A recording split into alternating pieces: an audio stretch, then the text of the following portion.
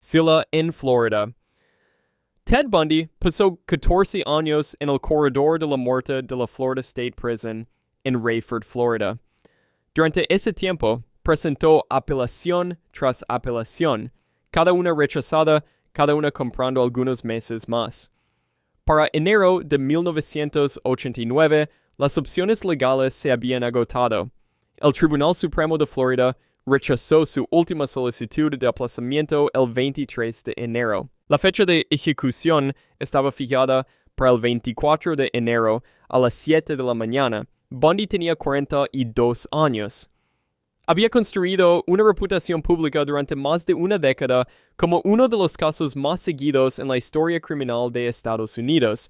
Era conocido en Florida, en Washington, en Utah, en Colorado.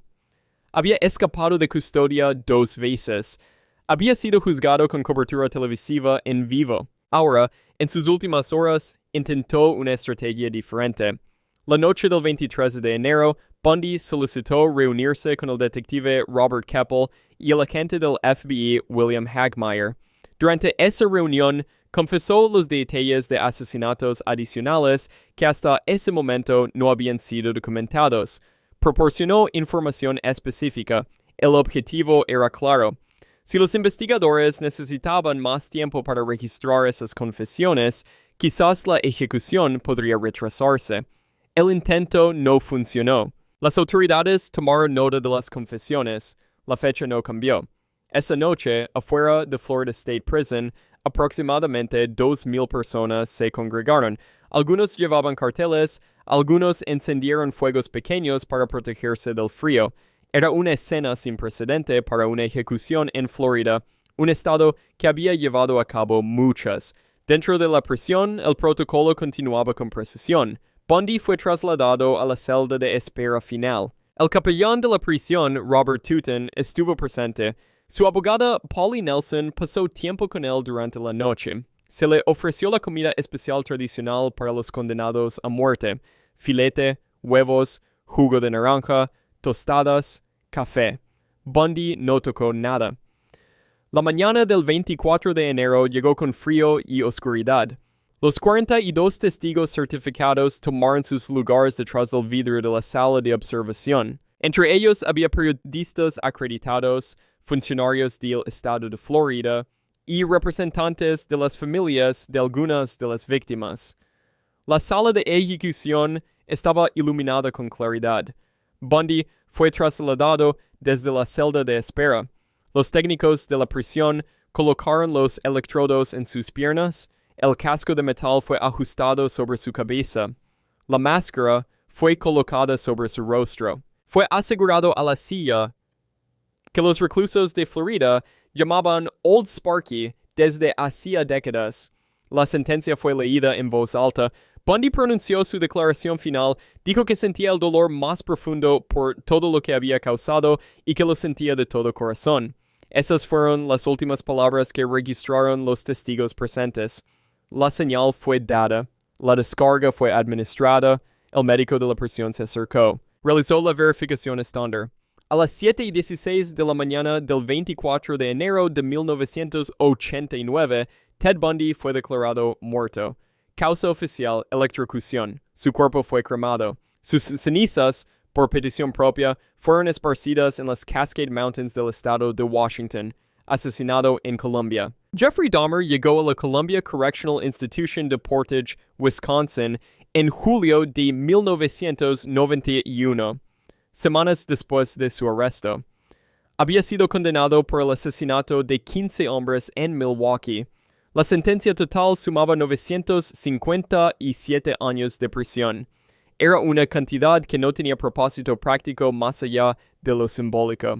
Durante su primer año en Colombia, Dahmer fue mantenido en aislamiento. La administración de la prisión consideró que su perfil representaba un riesgo dentro de la población general.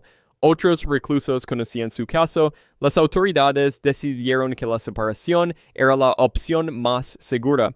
Dahmer pasó ese periodo sin contacto regular con la población del centro. En 1992 fue reintegrado de forma gradual a la rutina del resto de los reclusos, bajo supervisión. Se le asignaron tareas de limpieza, Participaba en las actividades estándar del centro. Según registros de la institución, no representó problemas disciplinarios durante este periodo. Llevaba 34 meses encarcelado al llegar el otoño de 1994. El 28 de noviembre de ese año era el Día de Acción de Gracias. En muchas instituciones penitenciarias de los Estados Unidos, esa jornada implica una reducción en los niveles habituales de personal.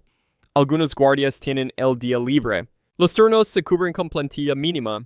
La rutina de supervisión se mantiene, pero con menos personas presentes.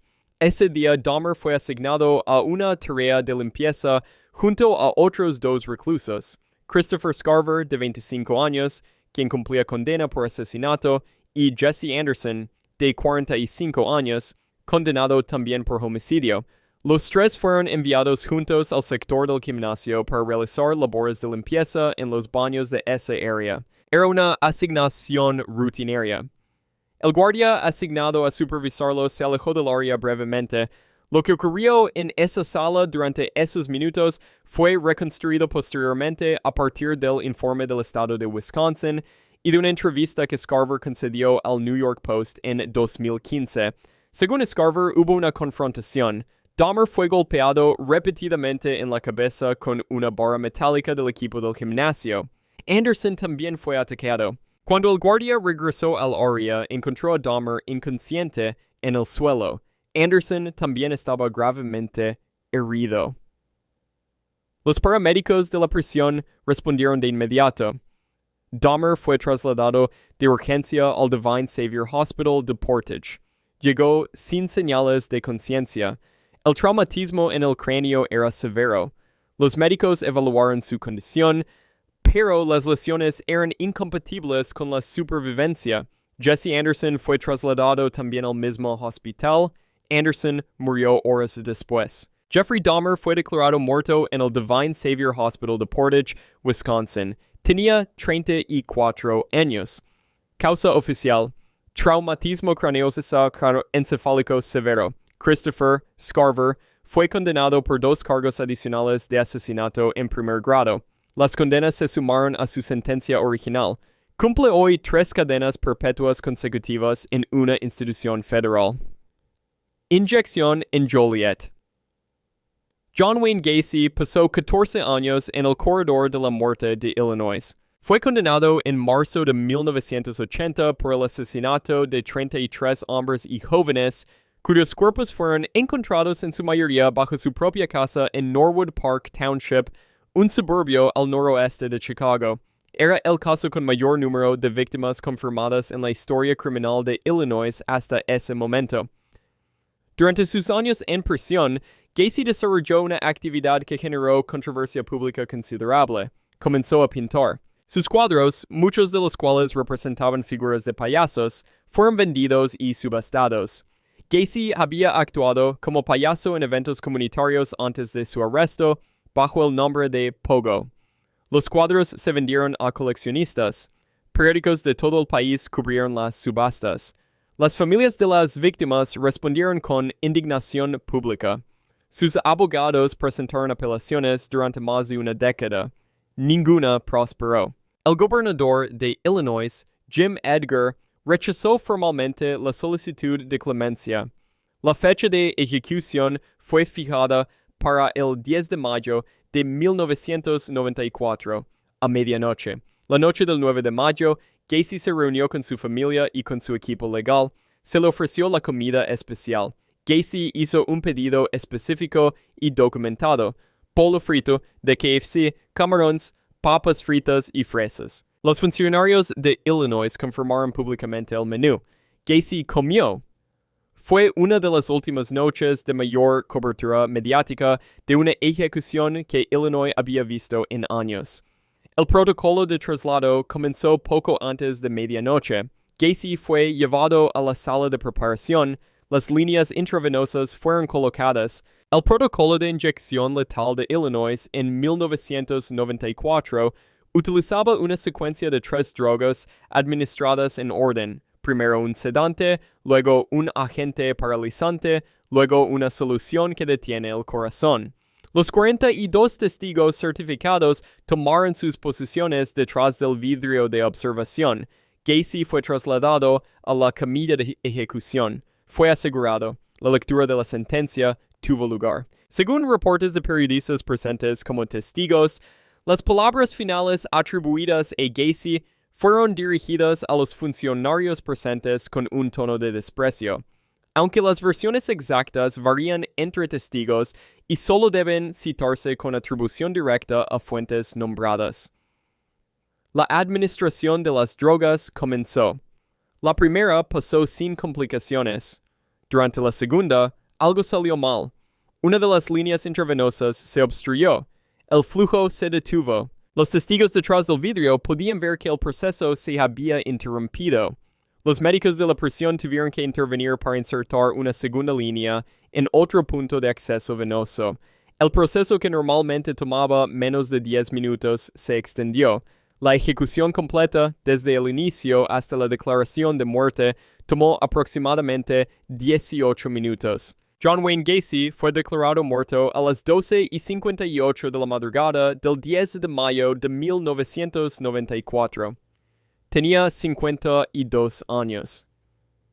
Causa oficial: inyección letal. La complicación con la línea intravenosa fue reportada extensamente y se convirtió en parte del debate público sobre la inyección letal como método de fin del juego. Investigadores de la Universidad de Chicago preservaron el cerebro de Gacy para su estudio. Los análisis posteriores no encontraron anomalías neurológicas detectables.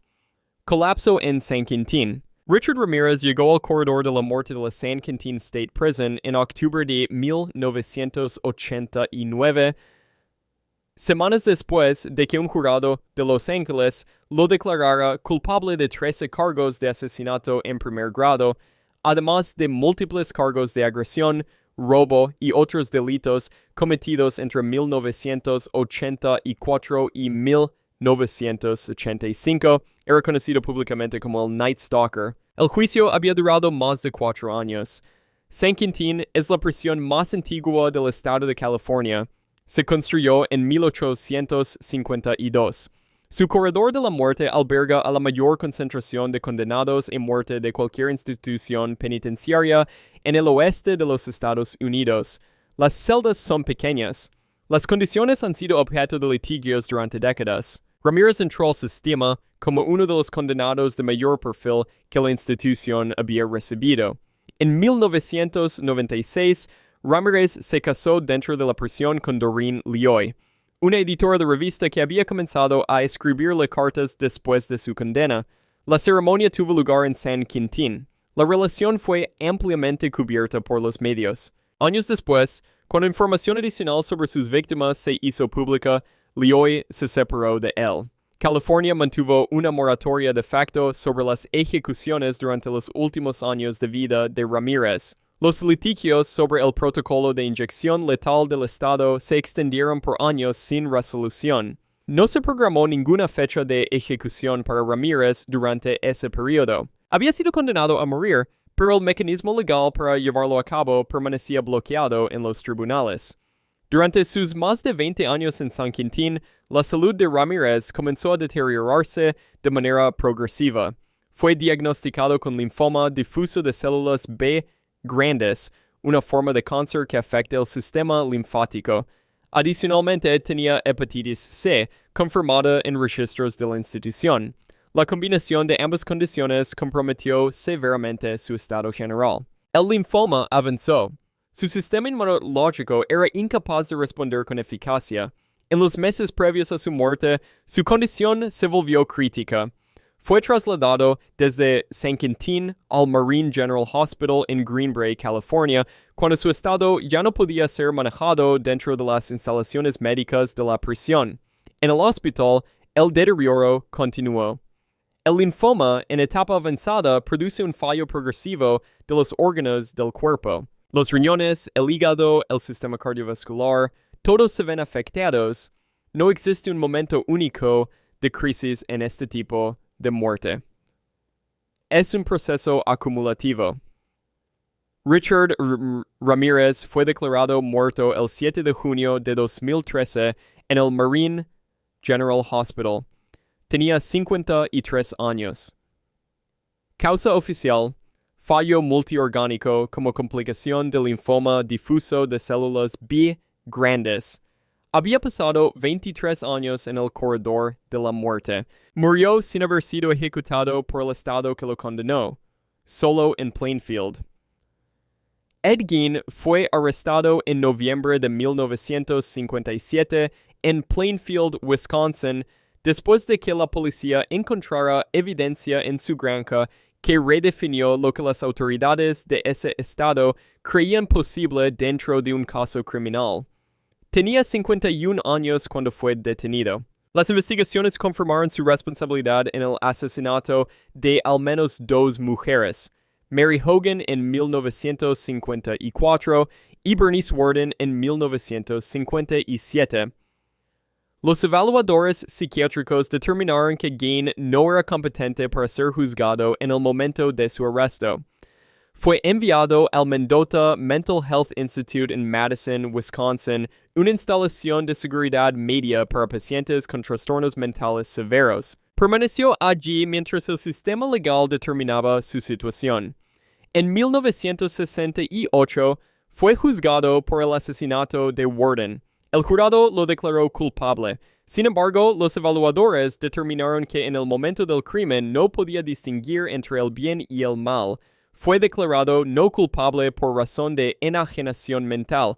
El tribunal lo envió de vuelta al Mendota Mental Health Institute, donde permanecería el resto de su vida. Mendota no es una prisión, no tiene celdas en el sentido convencional, es un hospital psiquiátrico de seguridad. Los pacientes tienen rutinas estructuradas, trabajos asignados, actividades.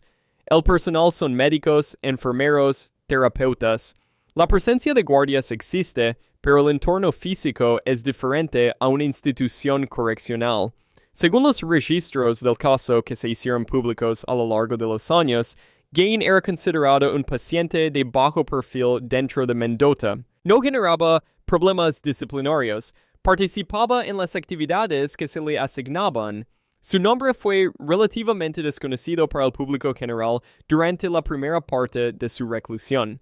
Fue solo con el tiempo, a medida que investigadores y periodistas conectaron su caso con personajes de la cultura popular, que Gein se convirtió en una figura ampliamente reconocida fuera de Wisconsin.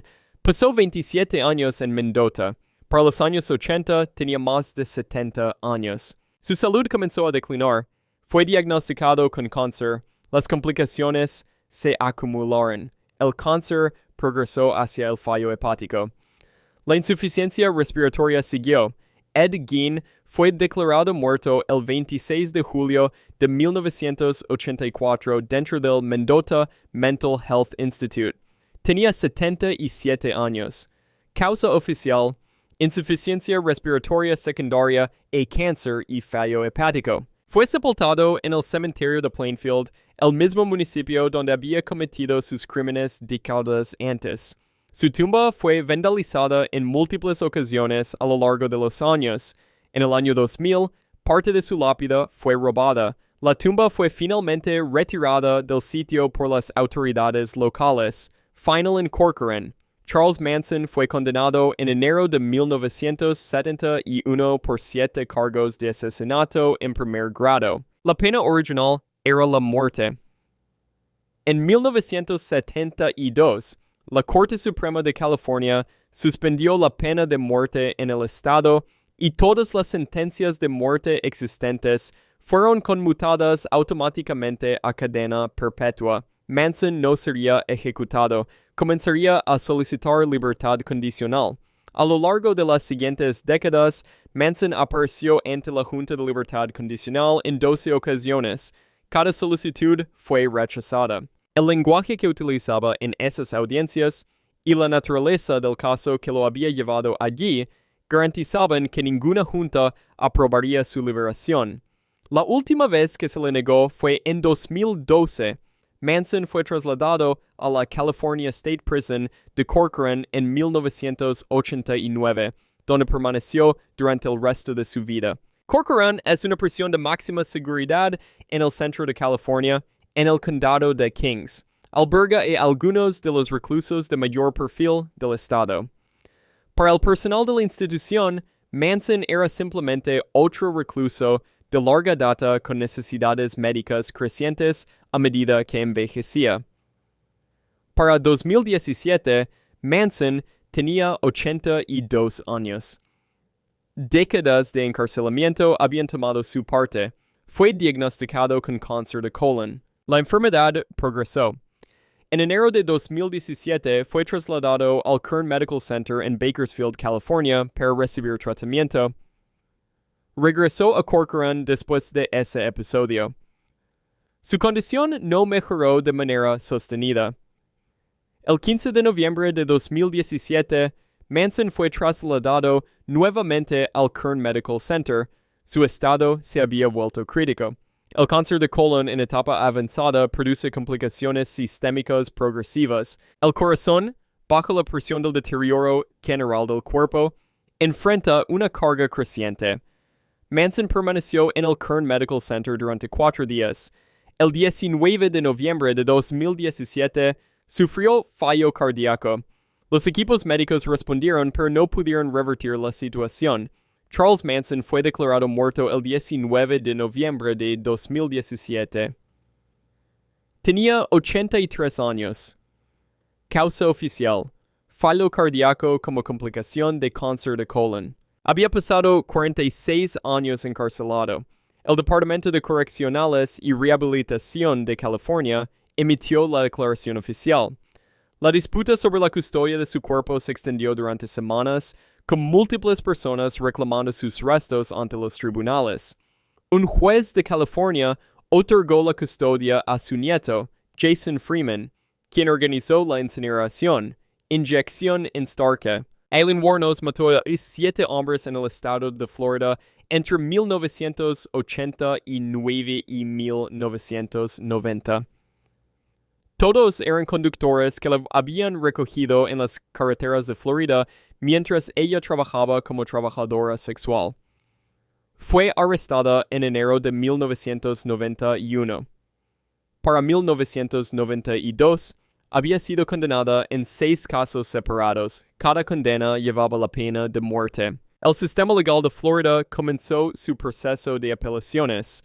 Wuornos, sin embargo, tomó una dirección diferente a la de la mayoría de los condenados a muerte. En 2001, escribió directamente al gobernador de Florida, Jeb Bush. En esa comunicación, solicitó que se fijara una fecha de ejecución. Quería que el proceso terminara. Indicó que rechazaría continuar con sus apelaciones legales. La solicitud generó una complicación inmediata. Si una persona condenada a muerte rechaza activamente sus apelaciones y pide su propia ejecución, el sistema tiene que determinar si esa persona es mentalmente competente para tomar esa decisión. El gobernador Bush ordenó una evaluación psiquiátrica antes de proceder. 3 psiquiatras evaluaron a Wuornos de forma separada. Los 3 concluyeron que era competente para tomar decisiones legales en su nombre. La fecha fue fijada. En los días previos al 9 de octubre de 2002, Wuornos concedió entrevistas. La documentalista Nick Broomfield, quien había realizado un documental anterior sobre su caso, la entrevistó nuevamente. Esa entrevista fue incluida en el documental Aileen, Life and Death of a Serial Killer, lanzado en 2003. En las conversaciones con Broomfield, Wuornos afirmó escuchar voces y describió lo que ella llamaba el uso de sonidos por parte de la prisión en su contra. Estas afirmaciones fueron parte del registro público, pero no fueron verificadas por ninguna evaluación médica independiente. La mañana del 9 de octubre, Wuornos rechazó la comida especial. Pidió únicamente una taza de café. Fue preparada para la ejecución según el protocolo estándar de la Florida State Prison en Starkey. Antes de que comenzara el procedimiento, Wuornos hizo su declaración final. El texto completo fue registrado por los funcionarios presentes y es parte del expediente público de Florida. Me gustaría decir que estoy navegando con el espíritu de Jesucristo y que sí, el hombre me haría quedarme más tiempo, pero me voy. Punto. No hay vuelta atrás. Nunca. Adiós. Las palabras fueron dirigidas a los testigos presentes detrás del vidrio. La inyección letal fue administrada sin complicaciones documentadas. Eileen Warnos fue declarada muerta a las 9:47 de la mañana del 9 de octubre de 2002. Tenía 46 años. Fue la 10ª mujer ejecutada en los Estados Unidos desde el restablecimiento de la pena de muerte en 1976. Su cuerpo fue cremado. Sus cenizas fueron esparcidas en los bosques de Michigan por una amiga de la infancia, según reportes de la agencia Associated Press. Disparo en Miami. Andrew Cunanan mató a 5 personas en menos de 3 meses. Su primera víctima confirmada fue Jeffrey Trail, el 27 de abril de 1997, en Minneapolis, Minnesota. Siguió David Madsen 4 días después, luego Lee Miglin en Chicago, luego William Reese en Nueva Jersey. El 15 de julio de 1997, en Miami Beach, Florida, disparó a Johnny Versace frente a la mansión del diseñador en Ocean Drive. Versace murió en el hospital horas después. Para ese momento, Cunanan ya era el fugitivo más buscado del país. Estaba en la lista de los 10 más buscados del FBI. Su fotografía circulaba en televisión, en periódicos, en carteles distribuidos por todo el estado de Florida. El FBI, la policía de Miami Beach y múltiples agencias estatales y federales concentraron recursos en su búsqueda. Cuadricularon Miami Beach, revisaron hoteles, pensiones, puertos. Cunanan no aparecía. Pasaron días, luego una semana. La hipótesis de que podría haber abandonado la ciudad ganó peso entre los investigadores. La vigilancia continuaba, pero la expectativa de encontrarlo en Miami Beach comenzó a reducirse. La propiedad en Indian Creek donde Cunanan se había ocultado pertenecía a Thorsten Reineck, quien en ese momento se encontraba en Las Vegas. Era una casa flotante amarrada en un canal de Miami Beach. Alguien había sido contratado para cuidar la propiedad durante la ausencia del dueño. El 23 de julio de 1997, 8 días después del asesinato de Versace, la persona encargada de cuidar la propiedad escuchó un disparo desde el interior de la embarcación. Llamó a la policía. Las unidades llegaron al lugar en minutos. Los agentes rodearon la casa flotante, ingresaron al interior siguiendo el protocolo estándar para situaciones de riesgo desconocido. Subieron a la habitación superior de la embarcación. Encontraron a Cunanan. Tenía una herida de bala en la cabeza. El revólver calibre 40 estaba junto a él. Era la misma arma que el FBI había vinculado con el asesinato de Versace a través del análisis balístico. El médico forense del condado de Miami-Dade realizó la evaluación. La herida era autoinfligida. Cunanan fue declarado muerto en el lugar. Tenía 27 años. El FBI cerró su investigación activa. La identidad de Cunanan fue confirmada. El arma fue procesada como evidencia. El motivo por el cual eligió a Versace como víctima nunca fue determinado de manera oficial. Cunanan murió sin haber sido interrogado. Las razones detrás de esa selección específica no quedaron en ningún registro verificable. Murió 8 días después de su último asesinato conocido, sin haber sido capturado por las autoridades. Ahorcado en Filadelfia. Herman Webster Mudgett, conocido públicamente como H. Holmes fue arrestado en Boston en noviembre de 1894 por cargos de fraude con seguros. Lo que comenzó como una investigación financiera se transformó en algo de mayor escala cuando las autoridades comenzaron a examinar un edificio de 3 pisos que Holmes había construido en Chicago, en el barrio de Englewood, frente al sitio de la Exposición Universal de 1893. El edificio era conocido localmente como El Castillo. Holmes los había diseñado él mismo, cambiando de contratistas con frecuencia para que ningún trabajador pudiera comprender la totalidad de su construcción. El edificio tenía habitaciones sin ventanas, pasadizos ocultos, escaleras que no conducían a ningún lado, y sistemas de gas que podían ser controlados desde una ubicación central. En el sótano, los investigadores encontraron evidencia de lo que había ocurrido dentro de sus paredes durante los años de operación de Holmes. Holmes fue trasladado a Filadelfia para ser juzgado por el asesinato de Benjamin P. Teasel, su socio de negocios. P. Teasel había muerto en 1894. El juicio tuvo lugar en octubre de 1895. El jurado deliberó durante menos de 3 horas. El veredicto fue culpable de asesinato en primer grado. Holmes fue condenado a muerte. Mientras esperaba la ejecución en la prisión de Moyamensing en Filadelfia, Holmes tomó una decisión calculada. Vendió una confesión escrita al periódico de William Randolph Hearst. El documento, publicado y registrado como parte del expediente histórico del caso, detallaba 27 asesinatos. Holmes nombraba víctimas, describía métodos, indicaba ubicaciones. Algunos de los detalles en la confesión eran inconsistentes con evidencia física. Investigadores de la época cuestionaron la veracidad de partes del texto. El número real de víctimas nunca fue determinado con certeza por ninguna autoridad oficial. Holmes también hizo una solicitud específica antes de su ejecución. Pidió que su ataúd fuera llenado con cemento y que fuera enterrado a gran profundidad. Según registros del cementerio Holy Cross en Yeadon, Pennsylvania, esa solicitud fue cumplida. La ejecución fue fijada para el 7 de mayo de 1896. Holmes tenía 35 años. El método era la horca, el estándar en Pensilvania en ese periodo. La mañana del 7 de mayo, los testigos se reunieron en el patio interior de Moyamensing según el protocolo de ejecuciones públicas de la época. Holmes fue conducido al cadalso, subió los escalones. Los procedimientos estándar de la horca incluyeron la colocación del nudo y la capucha. El proceso fue ejecutado por los oficiales de la prisión. Los reportes periodísticos de la época, publicados al día siguiente en múltiples periódicos de Filadelfia, indicaron que Holmes tardó varios minutos antes de ser declarado muerto por el médico presente. Esto era consistente con ejecuciones por horca del periodo cuando la caída no producía fractura cervical inmediata, HH. Holmes fue declarado muerto el 7 de mayo de 1896. Tenía 35 años.